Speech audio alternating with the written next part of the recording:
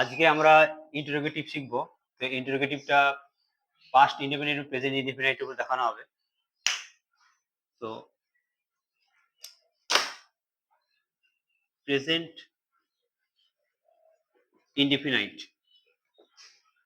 সংক্ষেপে আইএনডি লিখলাম।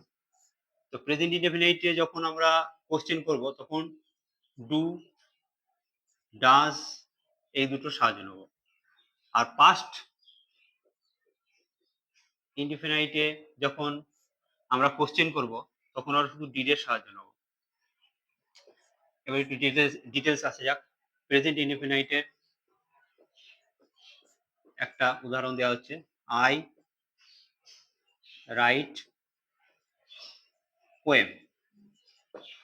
এবার এই ক্ষেত্রে দেখা যাচ্ছে যেটা present indefinite tense, present indefinite tense হওয়ার জন্য আমরা ডু এর ব্যবহার নেব। ডু কর্তা, I main verb, write poem,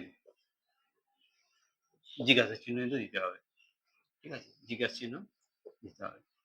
এরপর আবার আসবো, হি এই কথাটা লিখছি রাইটস পোয়েম।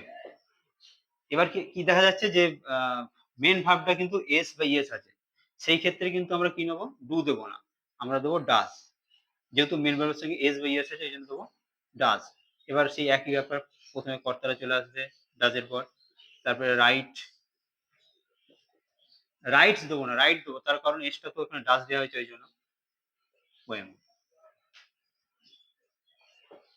জিজ্ঞাসা চিহ্ন। তাহলে প্রেজেন্ট ইনডেফিনিট থেকে কিভাবে ইন্টারোগেটিভ করাটা দেখানো হলো। এবার পাস্ট ইনডেফিনিট থেকে দেখানো হবে।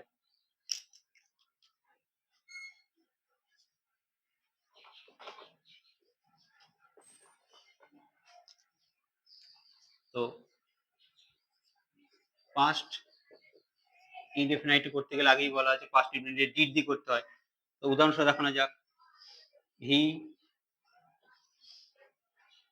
রোট পোয়েম। মেন ভার্বটা পাস্ট টেন্সে আছে, তার মানে পাস্ট ইনডেফিনাইট। তা সেই ক্ষেত্রে আমরা কি করবো, ডিড দেবো প্রথমে। ডিড প্রথমে হি আছে, হি দিলাম কর্তাটা।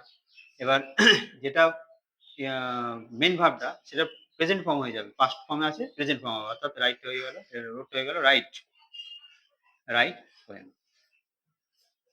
দিয়ে জিজ্ঞাসা চিহ্ন। এর উদাহরণ, আরেকটা উদাহরণ দিয়ে দেবে, আই ডিড ইট। তাহলে সেক্ষেত্রেও দেখা যাচ্ছে যেহেতু পাস্ট টেন্স মেন ভার্বটা, প্রথমে ডিড দেবো, ডিড তারপর কর্তা আই, ডিডের প্রেজেন্ট ফর্ম ডু ইট, জিজ্ঞাসা চিহ্ন। তো এই ছিল আজকে প্রেজেন্ট ইনডেফিনিট পাস্ট ইনডেফিনিট থেকে কিভাবে আমরা ইন্টারোগেটিভ করব। পরবর্তীকালে আরেকটা ভিডিও আসা যাবে।